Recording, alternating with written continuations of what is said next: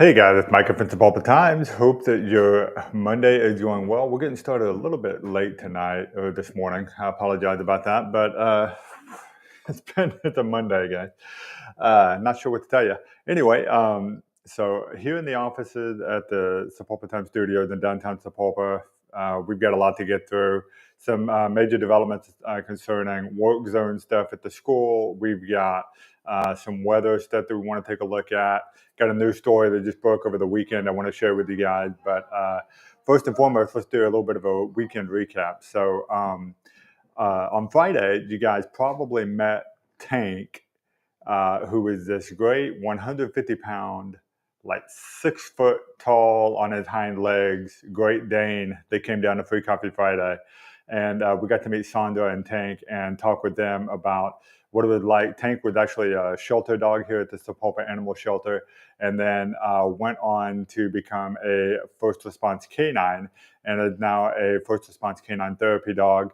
You can bring him into like high stress situations and things like that. He's really great at calming people down. He was a lot of fun to be around. He was just a big, lovable, great dog, and got tons and tons of attention. And so we're really thrilled that we got to have him on the show. So hopefully you guys saw that episode. If you didn't see it, be sure to go back and watch it. That was on Friday. And I've got a story that'll be coming out later today that'll kind of recap a lot of that and give you more information about how to get a hold of Sandra if you want to use them for those services. If you've got a situation that's going to be a high stress environment or something, uh, and you want to bring in Sandra and Tank in order to kind of calm the situation down, diffuse tension, things like that. Really great with children, things of that nature. So they offer their services for free, and they're volunteers, and they go where needed. And so, yeah, that was really great getting to talk to them. I hope we get to have them again in the near future. Guys, we got some big stuff happening. So last weekend was graduation. So that officially wraps up pretty much all of the school activities for the year. There is some summertime stuff that we'll get to later on as it comes down to it. But we're reaching a point now where students and staff are not going to be allowed back into the high school campus because they are going to start some pretty serious demolition. And actually, that is scheduled to really officially kick off next weekend, Memorial Day weekend. The Annex building will be coming down, as well as sections of the 400 Hall and some other things that are going to be happening. So hopefully you got to go through the Woodline Annex building and kind of give it one last look during the walk through the Annex day that they had a couple of weeks ago. If you missed out on the chance there, I'm sorry to say that'll probably not happen for you now. So we'll be there, though. We'll be getting the footage and stuff when the building is coming down over at the Annex building. So that should be happening next weekend, and we'll be there for that. And then after that, I mean, it's I think that'll really kick things off in the high gear for the high school. So it's funny because a lot of people were wondering, why does Sapulpa get out earlier than a lot of the other schools in the area? You know, I have somebody that works in the building here with me, and their kids go to Bixby schools, and they don't get out for like another week or something, and or they didn't at the time. And so we wondered how that was, and it turned out that part of the reason that Sapulpa had so many distance learning days as opposed to actual snow days, when we had the snow and the cold and stuff hit us earlier this year, was because they needed to get the students out of school. They could not wait and extend that school year. They had to get them out because of this construction that was coming up. So kind of neat. If you were wondering why Sapulpa got out earlier, that's why. So we literally could not keep the kids in the building because we had to tear the buildings down, basically. So anyway, everything seems to be moving along pretty much on schedule there, I think. So we'll keep you in the loop on that as things progress. But along with that, there is actually a pretty big work zone alert change. So I'm going to bring this up and show this to you guys now. So this actually went into effect today. And so if you can see all of this red right over here, that is basically, there is pretty much no way to get into the high school complex now except using the back entrance on East Dewey. So And in order to get there, what you'll have to do is you'll have to go on Lincoln and then turn left on Watchhorn and then turn west again on Dewey and then enter the complex there. And really, you should only be doing this if you need to get there because you have official business or something there. So my wife works for the school. She's still at work for a couple of days, so she uses this entrance in order to get there. But basically, there is there is literally no other entrance on Dewey Street. All of it should be all fenced off now. That gravel parking lot that was available over by the band hall and by Woodlawn is closed now and off limits. The pickup loop over by the annex building, all of that is fenced off. So there's no way that you're going to be able to get over there now. So basically, this is kind of the way it looks right now. This is the way it's going to look for a while. I want to call your attention to the red dotted outline at the top that you see there. So that is East Dewey from Mission Street up to Adams Street. And that is closed now and is going to remain closed for a year or more, okay? And so do not expect to be able to turn left. I do that a lot. I come down Hobson, turn left on Mission to go down Dewey. That's gone. That's not an option anymore as of this morning. So you'll have to go all the way down, turn on Lincoln, and then come around the back entrance there in order to get to the school if you need to do that.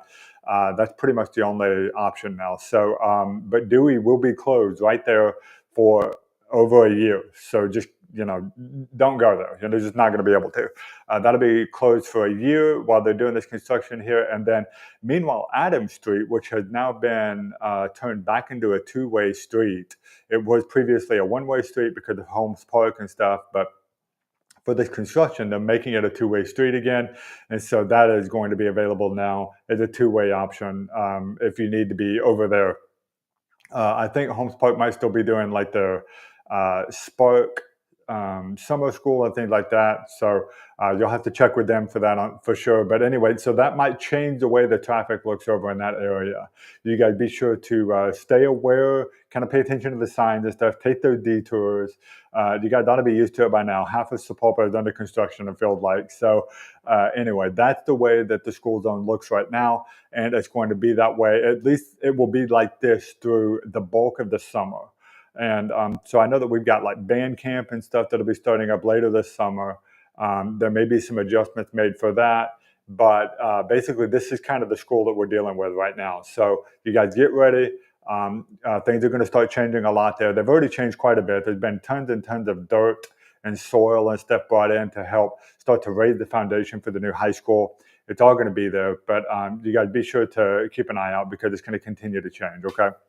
Thought I got okay, so I got a notification not related to the show, so I'm just going to hold off on that for now. Okay, another big story that we had that broke over the weekend. I want to show this to you guys. So some of you guys remember when Warehouse Market changed hands back in 2020, the whole chain was bought by a group called Doc's Foods. And Doc's Foods has now been scooped up by another larger chain called Hope's Foods. And some of you guys, especially those of you who are from some small towns, or maybe if you're familiar with the grocery stores over in the Arkansas area, you'll be familiar with Hope's. And so we don't know for sure what this means in terms of like the naming and stuff.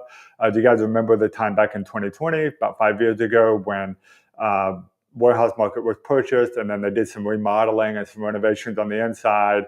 I think they did some updates to the lighting, the refrigeration, and stuff like that. Started offering sushi. A lot of you guys remember that. And then they changed the Price Mart and the home of the Price Buster, and that's what it's been for the last 5 years. Well, now all of Doc's Food, which includes 10 different stores here in Oklahoma, have been purchased by Hope's Foods. Now, the thing that's neat about Hope's is a uniquely 100% employee-owned company. And so that's way different than what we're used to dealing with here. I will say, when we put the story out on Saturday about this, most of the feedback that we were seeing in our Facebook comments and stuff was positive. People seem to really like Hope's. They see it as a good mix between Reese's and Warehouse Market in terms, I think, of pricing versus kind of the atmosphere and the quality of the product. So most of the products, most of the comments and feedback that we got was really positive there. So it does look like this sale hasn't fully finalized yet. I think it's we should really start seeing the changes and stuff happening in the fall. And so according to the story that we put out, and you can go read this on sepulpatimes.com if you want to, it's available there now. But the CEO of Harps called the opportunity to acquire Doc's Foods rare. And she said, we're extremely excited about adding these stores to our Harps family. They will make a great addition to the Harps company as we strive to continue to grow. And then Courtney Brown, who's the CEO of Doc's Foods, said the store banners, employment, and operations across Eastern Oklahoma will continue with minimal change or interruption. So what does that mean? The fact is, we actually don't know. What we think will happen, this is pure speculation on my part, okay? I think that Harps will be rebranded, Price Mart will be rebranded as Harps. I don't know that that's going to happen. This comment from the CEO kind of makes that unclear. It says the store banners, which would mean like the names and the signage and stuff, and employment operations across Eastern Oklahoma will continue with minimal change or interruption. Not really sure what that means, but I think that what that means is they'll be changing the name to Harps. They'll be assimilated into the Harps family of stores. It will probably become another of the employee-owned stores, just like all the others are. And then hopefully we'll see some good changes over there. So not really sure yet exactly what that entails. That is speculation on the part of Micah and Sepulpa Times. We've reached out. We're trying to reach out to Harps Foods to get some clarification on what that statement means. Is Price Mart going away? Are we getting Harps now? What does that mean? So we're going to find out, and we'll let you guys know when we do. So anyway, that was kind of the big news over the weekend. And then lastly, let's talk about weather. It's Monday. And some of you guys might know every year, right around Memorial Day weekend, we start looking at what's going on with the weather here. And I have to give full credit to Mike Collier. I am totally stealing his image here. But, I left the logo and stuff up on there, so I hope he's okay with that. But anyway, so Mike Collier is handling the weather over on his personal Facebook page. You guys should definitely go follow him. He's kind of the guy that I turn to a lot for what's happening now. So here's basically what we're looking at. We're looking at a series of storms that's going to start popping up probably later this afternoon, and should really probably start firing off about 4 p.m. is what we're looking at right now in this area. Now, we're not really sure what's going to happen here. We don't know if it's going to be hail and straight line winds or if we're going to go full-on tornadoes. So we were supposed to get some severe weather over the weekend. It happened a little more to the northeast of us. Didn't really happen so much in Sepulpa. We got some rain, we got some thunder, nothing real severe. And then we got more rain yesterday. And we've actually got baseball games scheduled for this evening and this afternoon. We'll see what happens there. Not real sure. But this is kind of what it's looking like right now. So this is the EF2 to EF3 possible tornado over in what they're calling the hash area, which is in this diagram right here. This would be the Fort Smith, Fayetteville, Tulsa, Oklahoma City area. It's a really large, wide-ranging kind of area, and I guess it all depends on what happens. So the second set of storms that they're expecting to happen west of Oklahoma City, and then they'll start migrating east into the northeast. That's really kind of what they're expecting if we have any severe weather for it to come in at. So again, this is going to happen later this afternoon. It could definitely affect events that are scheduled for this evening, be that, we got city council meetings tonight. We've also got baseball games and things like that. So those events could be affected by this. And so if something happens, Sepulpa Times will go live, and we'll be sure to keep you in the loop on what's happening. So you guys be sure to stay tuned here. But this, as of right now, is what we're looking at for today. And again, I want to give full credit to Mike Collier over at the MCWX team on his Facebook page and stuff. Be sure to follow them and sign up for their newsletter as well. So anyway, we're kind of keeping an eye on things. This time of year, it almost never fails. Memorial Day weekend, right around that time, which is where we're heading. We always have a bit of severe weather. We've had tornadoes, we've had hail, we've always had something happen right around this time of the year. So it is, basically to be expected, and it is happening just like you would expect it. So you guys, stay tuned here. We're going to keep you in the loop for that. Okay. So that is the show for today, guys. I'm going to call it there. You guys stay tuned. We're going to keep you in the loop as much as we can, and appreciate you guys tuning in and being a part of this. Stay tuned, because things like that looks like things could be getting hairy later on today. So yeah, keep your phone handy. Stay tuned to the Sepulpa Times, and we'll keep you in the loop as much as we can. Okay, guys. Have a great Monday. Hope you're having a great day. Hope you had a great weekend. We'll see you guys again later on today. Have a great one.